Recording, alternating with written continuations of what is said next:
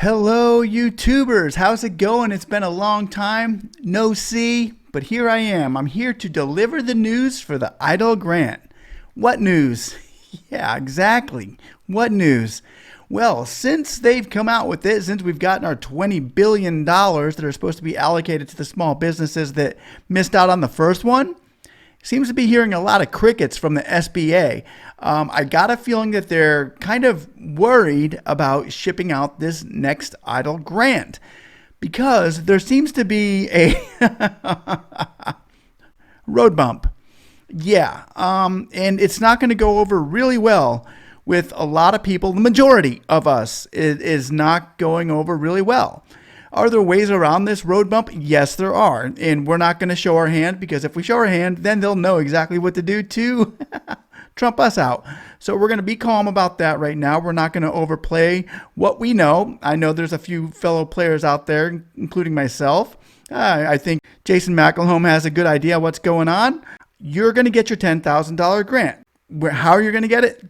That might be another whole different story here, but as long as you continue to stay in the loop and as long as we continue to apply pressure where it needs to be, the same way we got this $20 billion allocated into our stimulus package now, we're going to make sure we keep it into the right hands and it just doesn't get spent loosely like Carranza did the last time.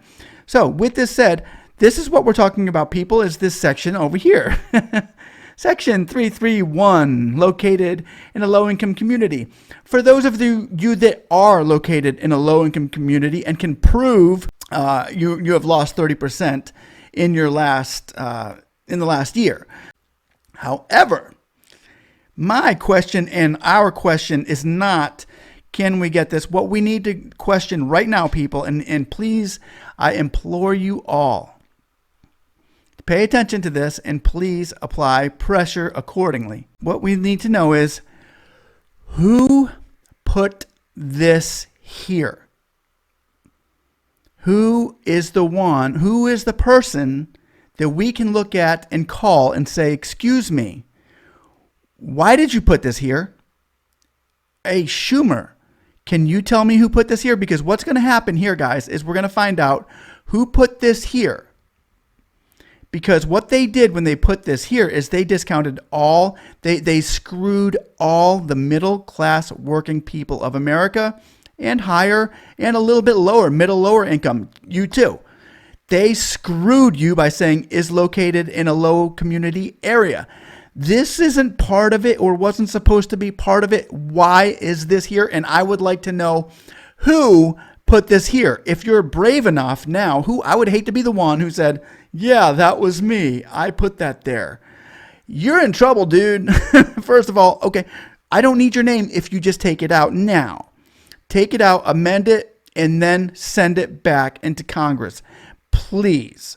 Because this is not going to go over well with the American people. There are ways around it. I know. I've found them. I've found about 8 or 9 right now, ways around where I don't need to live in a low-income community to get this.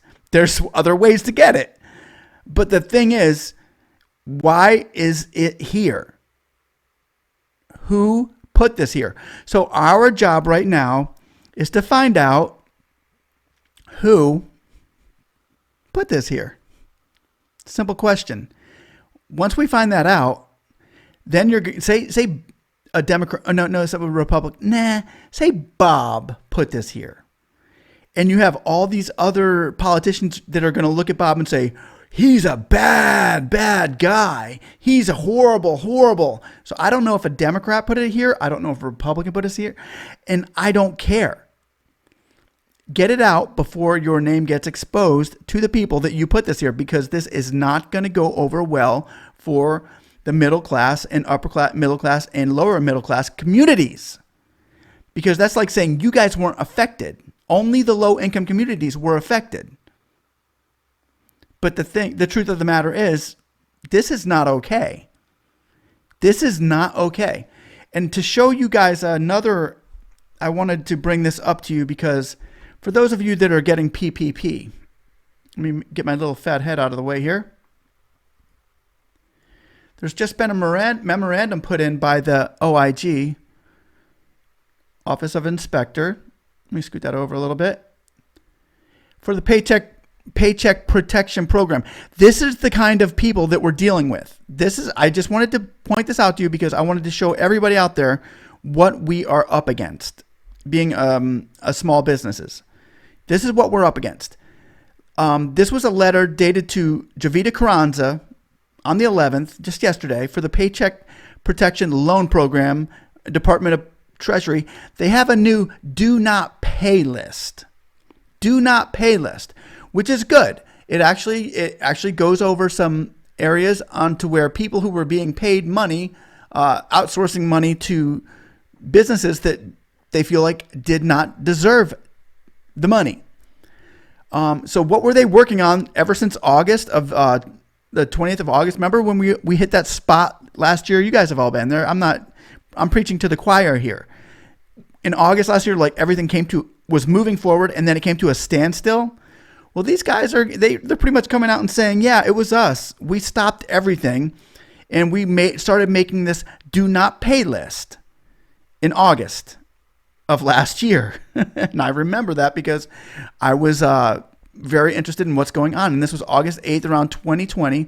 SBA had approved $5.2 million of PPP loans and totaling of $525 billion loans. And there needs to be eligible. They need to be eligible to receive federal assistance such as PPP loans and must not have any current federal debarrassments or suspensions. Additionally, a borrower must not have a delinquent federal loan or have defaulted on any federal loans to receive it. So there are loans to ineligible recipients that they're going over right now. So we're wondering what the holdup here is, guys. And this PPP memo that just came out, and they are giving this memo to Carranza saying, look, don't issue any loans until you find out that they do not, to make sure they're not on the do not pay list. Guys, this is like a huge roadblock for PPP borrowers and for EIDL too, because as we know, Carranza is in charge of all this money. So what we're dealing with here is a bunch of tight-wadded bureaucrats saying, wait a minute, you don't deserve the money. No, you don't deserve the money. No, you don't. Instead of saying, look, guys, you're in a pandemic. Here's the money. Okay. I'm going to go down to the bottom here because this was a letter to Carranza. And Carranza wrote back saying, Dear Inspector General Ware, I write in response to the Office Inspector General, the OIG, on November 30th, 2020, alert on Paycheck Protection Program loan recipients on Department of Treasury's do not pay list. Prior to the management alert, prior to basically her getting this alert, the SBA developed systems to screen potential borrowers against the Treasury Department's do not pay list. So they're basically, Carranza saying, yeah, we're on it. We do this already. And she's saying these efforts were underway as part of the loan review process before OIG issued management alert. In addition, when SBA resumes PPP lending pursuant to the economic aid to hard-hit small businesses, nonprofits, and venues act, every new PPP loan application submitted to SBA for processing by a lender will be searched against the Treasury Department's do not pay list. So remember, it says there every new PPP loan application, because what she's saying is, look, we're not going to get held up with this crap. So all the new people, yeah, sure, we'll go with the new do not pay list with all the new applications coming out. And she also goes forth in saying SBA is working to protect taxpayers' dollars to ensure that the Paycheck Protection Program benefits only eligible borrowers. And then she says, I will be happy to discuss further. So anyway, with that said, people, I just want you to know, many are for us, but there are many against us too. With those many against us, we need to find out who is against us in this small business for the small businesses, because we've gone through enough. We've put up with enough. What we need to do is contact these people. Actually, I'm just going to put this number up here once again. contact this number here. It's 202-224-3121. You can make a call right now. If everybody watching this video would just make this call, it would only take a few seconds. And you're probably just going to leave a voicemail to somebody anyway. Call up and ask for Mitch McConnell. You can ask for Schumer. You can ask for your state representative, and they'll patch you through. And you can just say, excuse me, I would like to know who wrote on section 331